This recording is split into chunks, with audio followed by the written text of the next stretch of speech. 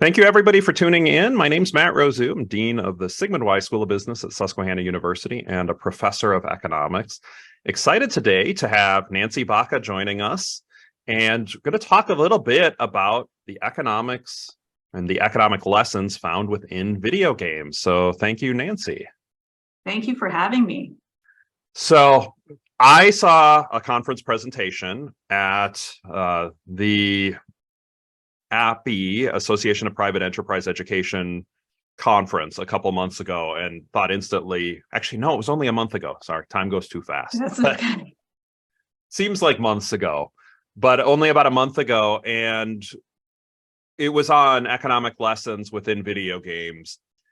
What I found fascinating was this wasn't a video game that one would have typically thought of as having all sorts of complicated, purchases, or one of these where it's, the worlds that you navigate through and could take 50 hours. What video game do you like to use to highlight economic lessons? Yeah, so not being a big gamer myself, but really wanting to use video games as sort of a launch pad to teach economic lessons. Mario Brothers is a basic game that even if you're not a gamer, you probably played or had some sort of experience with, and it's a simple game. And so when I take people through a short simulation of the game, most people know how to play it. Most people recognize the scenery and the choices and the things that have to be made within the game. So the game I choose because it keeps things simple. Yeah, and that I found that fascinating is when you brought that up. I saw the title of the talk before you came in. I was thinking it would be one of these more advanced, games or a recent game. But the brilliance of, like Super Mario Bros. It's so simple and everybody knows Mario. And for those watching, we're going to do about a 2-minute clip that we'll cut to so you can see some of the examples that we can bring up, some of the economic concepts that are found within playing through Super Mario Brothers. And we'll go to that right now.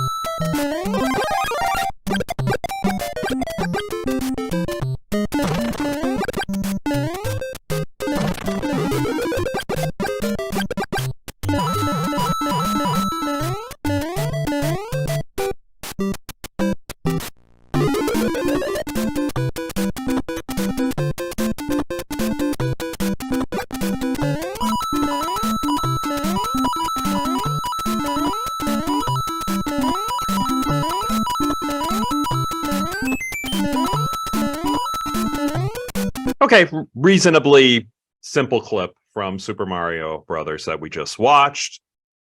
What are some of the economic lessons that we could get even just from this simple clip that we saw? Yeah, so it's really those basic economic lessons of scarcity and decision making and opportunity costs. So scarcity comes in the form of there being a limited number of coins, a limited amount of time, a limited number of lives. So scarcity is something that we experience in our everyday lives, and we experience it in the video game as well. And students have this point of reference for video games and scarcity, but don't necessarily translate that to economics. And it's really one of those basic principles. If it wasn't for scarcity, we wouldn't study economics. Everybody would have everything they wanted, and we wouldn't have to think about making choices. So the second one is about decision making. when we make a decision to spend our time, our money, or our energy doing something or gaining something, we have to give something else up. And this game is creates a perfect scenario for that, because you can collect coins or you can go fast. You typically can't do both. So you make a choice right off the bat. What's more important to you, your score or getting through as fast as possible? Well, what's your goal? What's your objective? Sure. And the same thing goes for the economics in our lives, right? What are our goals? What are our objectives? What's important to us? What do we feel like benefits us the most and creates the most benefit or satisfaction in our life? And that's how we spend our time and our energy and our money, is trying to create or gain the most amount of satisfaction. So, we all go into this game thinking about it from a slightly different perspective. Is your goal score? Is it time, or is it some combination of the two? Yeah. Right? Yeah. And every choice comes with an opportunity cost. So if you go fast, you're going to lose something in terms of your score. And if your score is most important, you're going to lose something in terms of time. So every choice has an opportunity cost, the opportunity cost being the value of the next best thing we could have had instead. And in this case, it's pretty straightforward, right? Score versus time. Yeah, the score versus points is one. On the clip we just saw, Mario clicks a button, right? He hits a brick and a vine comes out. And there's a decision of which path do you want to do? Do you want to stay on the normal route, or do you want to climb up the vine and as you said, get the coins, which may take longer, but you're absolutely giving it up. Yeah, to back up, I'm pretty certain most people watching this would know, but yeah, I want to go back to opportunity cost. It's right. The most accurate way to assess the cost of something. And sometimes it's monetary, or sometimes it contains money, but often it doesn't. It's right. Just what is the alternative you are giving up? What is the best alternative you're giving up when you make a decision? If you climb up the vine in your Mario, what you are giving up is the opportunity to play through on the main level. Yeah. And an individual making the choice, well, if you played it before, maybe you have a good sense that this is just the better route to go. Otherwise, you're just making some estimation. But if you're knowingly choosing that route, you think, yeah, this is best, and I'm willing to give up the other route. Yeah. So, in real life, we don't always know, right? So we're doing what we think is in our best interest, or we think will benefit us the most in our normal everyday, economic life, if you will. Yeah. We don't always know, but we make decisions based on what we expect to happen and the benefit we expect to receive. It doesn't always work out that way. But yeah, in this particular scenario, he climbs up the vine. If you've never played the game before and you climb the vine, you don't really know what's going to happen, but you think something cool might happen if you climb that vine the very first time. But you're just going off what you think the opportunity is going to be as a result of that decision making. But you're right. If you have played the game before, you understand what you're giving up. Sometimes we don't always understand the full extent of the choice or the opportunity costs. But this is a really simple way to think about that choice. And what's great is, the simplicity of this in terms of teaching students economics is brilliant, because I would imagine this is something, I guess I'll ask first, what's the youngest age group that you've used this lesson for, or you've seen it used for? Pretty young. So I would say probably in the 4th or 5th grade level is where I've seen it used with the youngest students. They have some point of reference. Almost everybody does. And the new movie just came out. And so it's got a little bit of extra traction right now, if you will, or is a little more relevant than it has been. But yeah, I mean, young students understand more about economics than we think that they do, because we're all economic beings and we've been making economic choices since the beginning. but we don't think about it in that terms, that term. And sometimes it's just the difference between what we know and the study of economics is just terminology. Yeah, yeah, I would. Right, putting some fancy terminology on a concept that everybody understands. Yeah, what I love about this example is, I mean, there are probably 5-year-olds, 6-year-olds, that people will be watching who have kids that young, and if they're playing a video game, it's a nice opportunity to actually introduce some economic concepts to them, right? This isn't about money, but there certainly is a cost. It's a trade-off. Life is all about trade-offs, and pretty fascinating. You could use really one of the most beloved characters of all time in video games to teach that. Right, and really almost every video game has economics built into it to some degree, and even some of the more complicated video games, the multiplayer games that players are doing, on the web. I mean, those have very sophisticated economic systems, and in many cases even employ economists to make sure that the economy stays in balance and acts like a normal economy. Because if players sense that the economics is off, they're not interested in the game nearly as much as they would be if the economics mimic what they would see in the real world.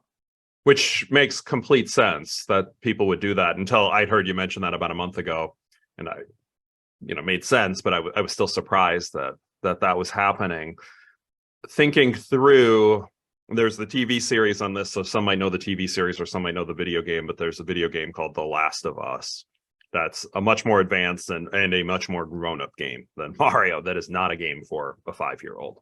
And in there you get essentially coins. I mean, I think they give a little tool designation, but you can use them to purchase different upgrades, and the costs are different, and it's scarcity. So how do you want to allocate your coins to upgrade particular weapons is in many ways like an economic decision.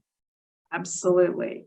And we even know that there is an overlap between the economies in video games and our real life economies, and that a lot of players are quote unquote mining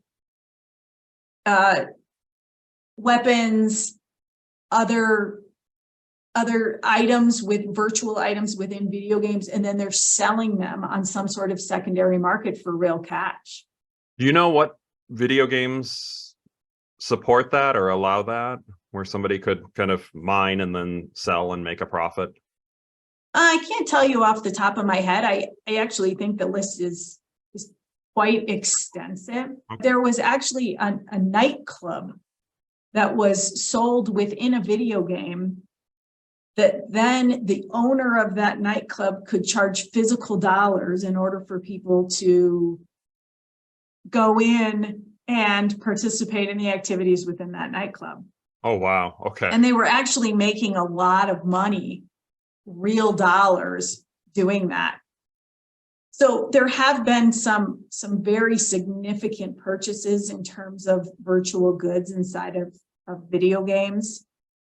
I've done a series of lessons on virtual goods, on sort of social impact, and some of the other censoring and things that happen inside video games. But video games are very complex, and there's a lot of economics coming from a lot of different, I mean, whether it's what's going on within the game or the fact that you could have mining and purchasing. I mean, I would think, we're saying mining, and Minecraft is of course the game that comes to my mind, and I don't know, that's not a game that I've ever actually played. So the idea is that there's these economies revolving around the game is kind of interesting as well. Another concept that I wanted to bring up and get your thoughts on, some video games, and I know The Last of Us is both the original and part 2, have features where you can change the difficulty level, so you can make it easier or more difficult, which makes sense. If it's too difficult, it gets really frustrating. If it's too easy, it's not the challenge and it's not fun. Mm-hmm. But then There are games that have a mode where if you could get multiple lives, but you could choose a mode where you get one life, and if you are killed in the game, you go back to the very beginning. You do not get to start over at a checkpoint. And I know for The Last of Us, that game takes many, many hours to complete. Why might somebody want to do that, and how would that change a person's actions in a game? Sure. Well, you up the risk, and someone might make different decisions based on the time investment that they've made in that game so far.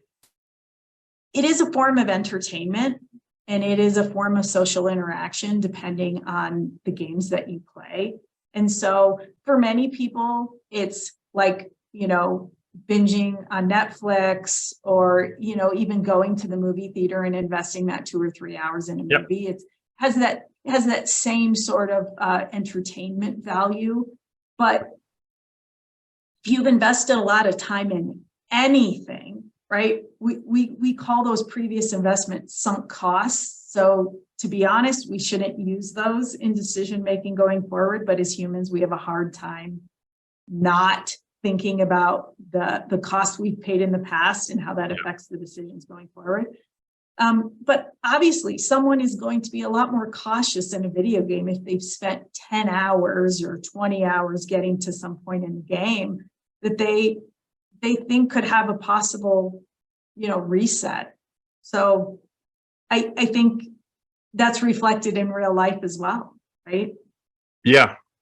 I mean, I think what you say makes sense. If going through the game, if one, let's say there's two options for playing the game. One has you go all the way to the beginning and you've been playing for 10 hours, and the other you just go back to the last checkpoint, which was 3 minutes ago. Right. If the risks you should be willing to take, I mean, if you go back to 3 minutes ago, who cares really what happened? I mean, maybe you want a better score, but you could go through and be super aggressive in how you're trying to play a particular, a boss character, or a particular scene that may or may not be difficult. But if you're about to lose 10 hours of time and would have to start back at the beginning to make the progress, wow, you have to be stunningly careful, right? I mean, the Yes. cost, it's really increased the cost to you if your goal isn't completing the game. I mean, 10 hours versus 3 to 5 minutes, it's pretty enormous. It's pretty enormous. And, the same could be said for, decisions we make in the stock market and decisions we make about, our employment or relationships or anything else, depending on the time investment that we have, it does impact our decision making. Whether it should or not all the time, that's hard to say. We're humans, and we have memories and we can't help it. But really, economics tells us that, the decisions that we make going forward should not be made based on the costs that we've incurred in the past. Those sunk costs. But well, in this case, yeah. I mean, there's the sunk costs. If you're playing the one life game, though, it's not all about the sunk costs. There's a different cost moving forward if you lose. I mean, one of them you go back 3 minutes, one of them you go back 10 Absolutely. hours. So there's, it's just a lot of different things to think about. But any other lessons from video games you think we didn't talk about that you might want to highlight for those who are tuning in? Yeah, I mean, there's actually so much to talk about. I think I'm working on my 5th iteration of the economics in video game talk, if you will. But I do think it's a hook. I think it's a hook in that everybody to some extent is engaged in gaming at some level, whether you're playing, Candy Crush on your phone, or whether you're a high level gamer. Economics is woven throughout, because economics at its core is about decision making, and it's about cost and benefits, and that is something Yeah. we are all familiar with, and we engage in really almost every moment of every day, because the most limited resource we all have is our time, right? It's finite. Yeah. It's finite in a day, and it's finite for our lifetime, right? There's a finite amount of time. And so every moment we spend doing some activity, we've given up the option of another activity we could have been doing instead. So economics is at our core, and I think video games is just a way to highlight or bring to light economic concepts to students that might not otherwise think that economics is relatable and economics is really interwoven in every aspect of their life. And I think so video games just becomes that platform to say, hey, look how much you already know about economics. Let's put some fancy terminology on that and call it a discipline. But the fact is, we're all economic beings at our core. Yeah. No, and thank you. A fascinating discussion. I'm sure those watching, I'm sure they've learned a little bit about where the lessons are found within video games. So, once again, I've been talking with Nancy Baca. So, the title, I'm going to confirm that the title on the website is correct. Interim Director of the Alliance Bank Economic Policy Institute. Is that correct? Yeah. So, there's recently been a change. I am now the director of the Economic Policy Institute. Yeah. Okay. Congratulations. Thank you. And thanks for having me. And I'd be happy to come back at some later date and talk about this topic some more. No, well, thanks. And if one thing I'll ask those who are watching, if you have anything you'd like to talk about, or if you think of economic concepts in other areas, a return visit might be great. If you enjoyed this, please click like and subscribe. It does help the channel. And Nancy, once again, thank you. And to everybody else. Thanks for having me. Thank you. Thank you for tuning in, everybody. And we'll see you in the next video.